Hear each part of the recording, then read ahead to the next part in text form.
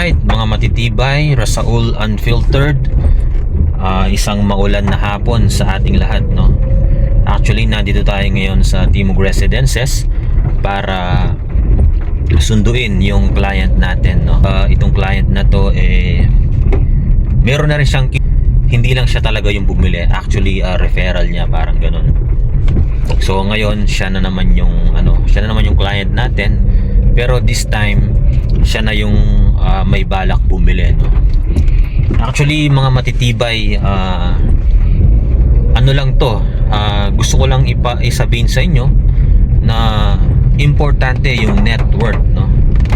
Actually, itong client na to, dati nakasabayan kong magtrabaho ito sa isang hotel, no?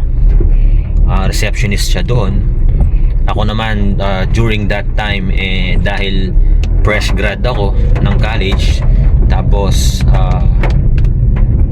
bago ako nakapagtrabaho talaga sa company, 2 months muna akong trabaho bilang isang bellboy sa isang hotel dyan sa may Balibago dati.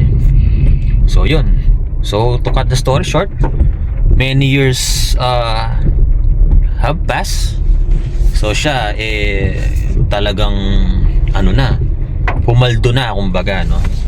Kaya may kakayahan na siyang bumili na naman ng mga property. Actually, yung bahay niya dito sa Timog Residences patapos na. Kaya ayun, naisipan niyang kumuha sa atin, no, ng isang pang property, which is yun yung asikasuhin ngayon sa attorney. Sana magkasundo talaga sa presyo. Pero sa tansya naman ni Rasaul Unfiltered aka AR3, no, kaya naman nating i-workout.